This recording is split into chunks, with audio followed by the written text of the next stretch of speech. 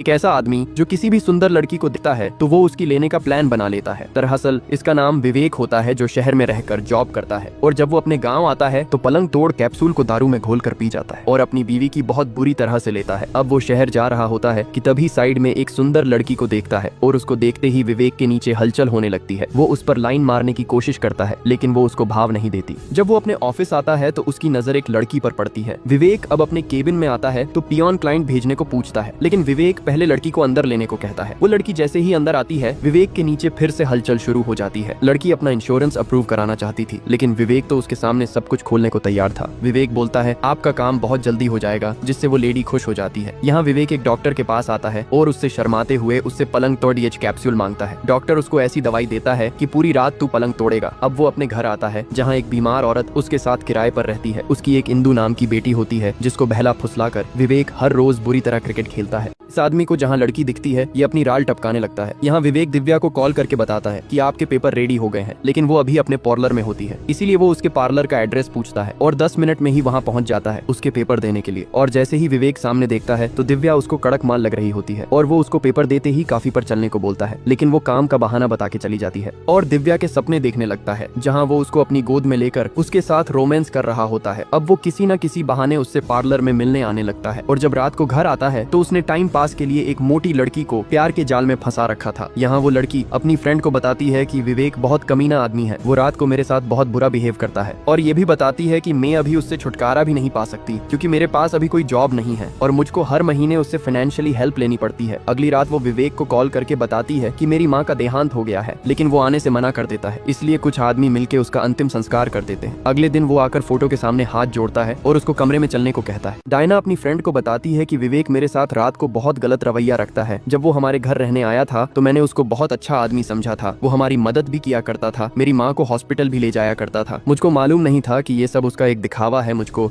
अपने प्यार के झांसे में लेने का, और जिसकी वसूली वो रात में पिच पर बैटिंग करके लिया करेगा। दरअसल विवेक एक इंश्योरेंस कंपनी में काम करता है। जहाँ भी उसको लड़की दिखाई देती वो उसके पास मधुमक्खी की तरह भिन भिनाने लगता है। जिस दिन डायना की माँ मरी थी वो इसके अंतिम संस्कार में नहीं आता, लेकिन रात को डायना के पास आके बेड पर क्रिकेट खेलने को पूछता है, लेकिन डायना उस टाइम उसको अपने से दूर कर देती है। यहाँ विवेक एक लड़की से क्लोज होने की कोशिश करता है जो एक दिन उसके ऑफिस में अपना इंश्योरेंस अप्रूव कराने आई थी, लेकिन डायना की फ्रेंड उसकी वीडियो बना लेती है और अगले दिन डायना को दिखाती है कि ये आदमी हर किसी की लाइफ खराब कर रहा है। उनका दोस्त आके बताता है कि गांव में इसकी एक खूबसूरत बीवी भी है, जहां ये भेड़िया पलंग तोड़ कैप्सूल खाकर उसकी भी पिच पर बैटिंग करता है। इसलिए ये दोनों इसको सबक सिखाने का प्लान बनाती है और अगले दिन उसकी बीवी से मिलने जाती है और विवेक को कॉल करके बोलती है कि मैं आज अपनी बुआ के जारी हूँ। इसलिए विवेक इंश्योरेंस वाली लड़की को डायना के घर बहाने से ले आता है। विवेक दिव्या को झूठ बोल के डायना के घर ले आता है क्योंकि डायना ने उसको बताया था कि आज वो बाहर जा रही है और दिव्या को उससे इंश्योरेंस अप्रूव कराना था, इसलिए वो उसके साथ आ जाती है। विवेक आते ही पलंग तोड़ गोली खा लेता है और दिव्या को बियर पीने के लिए पूछता है। दिव्या समझ जाती है कि ये तो बड़ा सुअर इंसान है। वो आके बोलता है कि आज यहाँ कोई नहीं है, तुम बोलो तो हम यहाँ पलंग तोड़ सकते हैं, और उसके करीब आने की कोशिश करता है, लेकिन दिव्या उसको दूर कर देती है और कहती है कि तूने क्या मुझको 6000 वाली लड़की समझा है। लेकिन तभी उसकी पड़ोसन आके सब देख लेती है और दिव्या यहाँ से चली जाती है। विवेक बोलता है अगर तूने किसी को बताया तो अगली बार तेरे साथ ही कबड्डी खेलूंगा। यहाँ डायना और उसकी फ्रेंड विवेक के घर उसकी बीवी से मिलने आती हैं और उसको बताती है कि तेरा पति शहर में रहकर कबड्डी खेलता है और मुझको भी प्यार के जाल में फंसा रखा है। डायना बताती है कि वो हमारे घर किराएदार बन के आया था और हमारे साथ बहुत अच्छा बिहेव करता था और मैं भी उसके प्यार में पड़ गई। अब वो हर रोज पलंग तोड़ कैप्सूल खाता है, तभी मेरे कमरे में आ जाता है और जानवर बन जाता है। डायना अब उसको विवेक का बेग देती है। घर आके वो देखती है कि ये रात वाले च्यवनप्राश से भरा होता है। अब वो रोने लगती है, तभी डायना का कॉल आता है और वो उसको सबक सिखाने को बोलती है।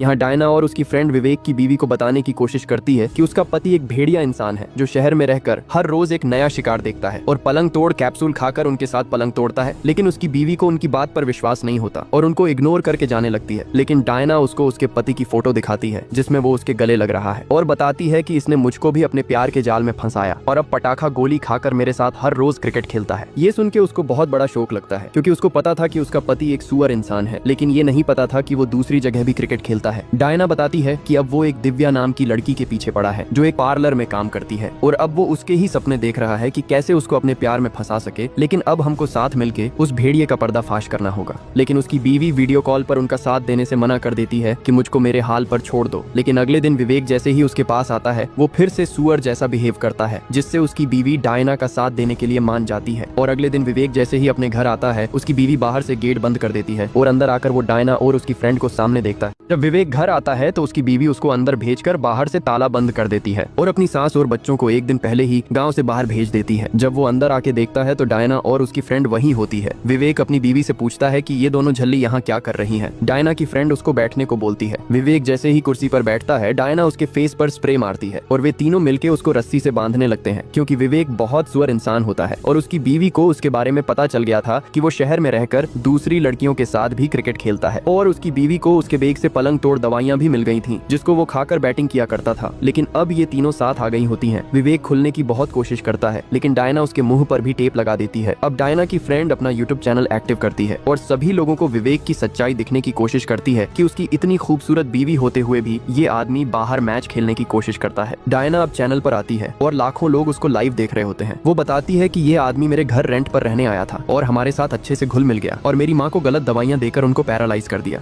रस्सी से बंधा विवेक आज अपने आप को बहुत कमजोर महसूस करता है और लाखों लोग यूट्यूब के जरिए उसको लाइव देख रहे होते हैं और डायना बताती है कि ये बहुत सुअर इंसान है। इस आदमी ने हमारी जिंदगी नर्क बना रखी थी, हमारे साथ रोज क्रिकेट खेलता था। विवेक की लाइव वीडियो पुलिस वालों के पास भी पहुंच जाती है लेकिन वे लोग विवेक की पूरी सच्चाई जानने का वेट करते हैं। तभी विवेक के कुछ दोस्त उसी जगह पहुंच जाते हैं और दरवाजा खोलने के लिए कहते हैं और उसकी बीवी को बोलते हैं, तुझको शर्म नहीं आती अपने पति को ऐसे लाखों लोगों में बदनाम करके। लेकिन तभी उसकी फ्रेंड उसको भी लाइव कैमरे पर ले लेती है और वो तभी मुंह छुपाकर भाग जाता है। लेकिन अब घर के बाहर विवेक को बचाने के लिए उसके और दोस्त भी इकट्ठा होने लगते हैं। तभी उनके पास कॉल आता है कि तुम्हारा वीडियो इंडिया में टॉप रैंक पर चल रहा है। अब वे उसको सच बोलने को कहते हैं और जैसे ही उसकी टेप निकालते हैं वो झूठ बोलने लगता है कि ये लोग मुझको जानबूझकर फंसा रहे हैं और सभी लोग मुझको बचाने मेरे घर पर आ जाओ। ये पूरा सीन हजारों लोग लाइव देख रहे होते हैं। हर आदमी की नजर इस टाइम अपने मोबाइल पर बनी हुई थी। पुलिस वाले भी उसकी सच्चाई जान चुके थे लेकिन तभी उनके सीनियर की कॉल आती है और जल्द एक्शन लेने को बोला जाता है। उनके बाहर भीड़ इकट्ठा हो चुकी थी।